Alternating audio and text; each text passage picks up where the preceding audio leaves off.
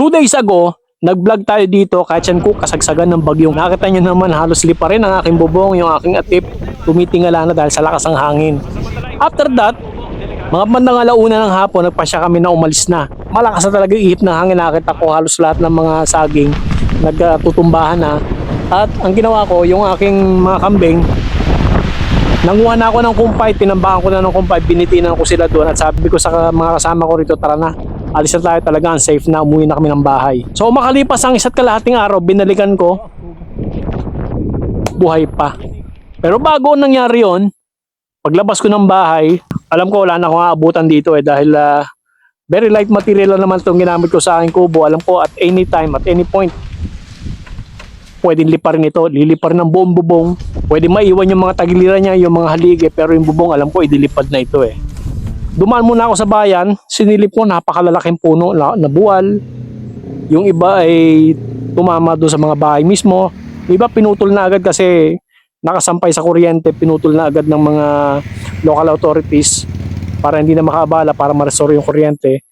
3 days, actually pang-4 na araw na ngayon, wala pa rin kuryente dito sa Nasugbu. Nung makita ko yung mga puno na yon, lalong bumigat yung aking pakiramdam at yung expectation ko, alam ko wala na akong abutan dito Anyway, tumuloy na rin ako dahil may mga alaga nga akong kambing.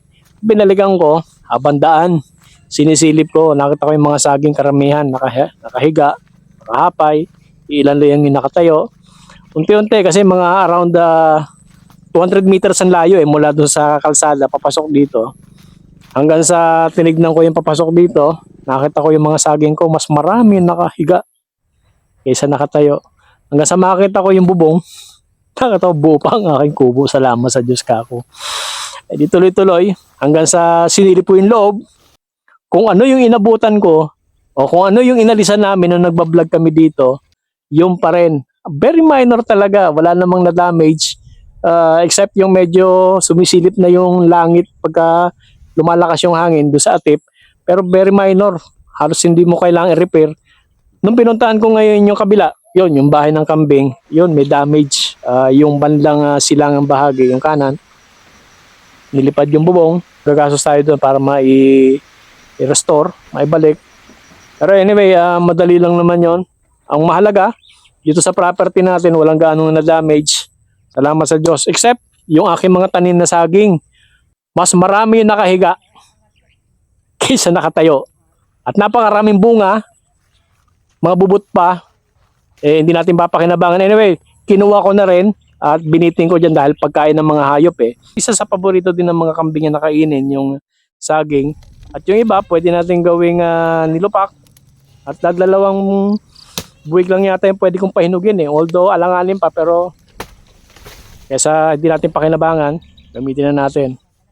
Yung mga mahogany ko, 3 puno. Yung isa yung pinakamalaki, 3 years ago kong tinanim yan. Sayang, yung pa ang pinakamalaki na tumba, nabuwal. So ginawa ko,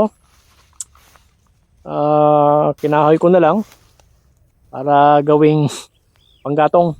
Yung mangga ko, tinukuran ko rin dahil alanganin Salamat sa Diyos, ang Nasugbu particular hindi gaano apektado. Ang simpatya ko, ang pakikiramay ko doon sa mga kababayan natin sa bandang Kabikulan. Nakakaawa, sana makaraos kayo dyan, kaawaan kayo ng Diyos. May mga pamilya, binaha, lunod, may mga namatay.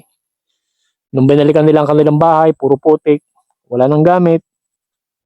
Sana makarecover kayo, matulungan sana kayo ng gobyerno, makaahon. Pero anyway, ganun talaga ang panahon, ganun ang pagkakataon, ganun ang buhay. Pag may bagyo, palala na kasi ang ating panahon. Masyado nang nasasalanta ang ating environment, kaya nangyari palala ang ating panahon. Back to reality tayo. 3 days from now, babalik tayo sa ating ikat hunting. At makakaasa kayo, may bago tayong spot na pupuntahan. Medyo lalayo ako dito sa Nasugbu. Mga 4 na araw mag-hunting tayo. Adventure. Isang lugar sa Quezon kung saan dadayuhin natin para sa ating ikat hunting. Sana, wag mag-U-turn si Christine at yung papasok na bagyo, sinasabi nila na 2 days from now ay papasok sa Philippine Area of Responsibility. Wag na sanang tumuloy at para masaya lahat. So hanggang dito na lang at maraming salamat sa inyong panonood. God bless.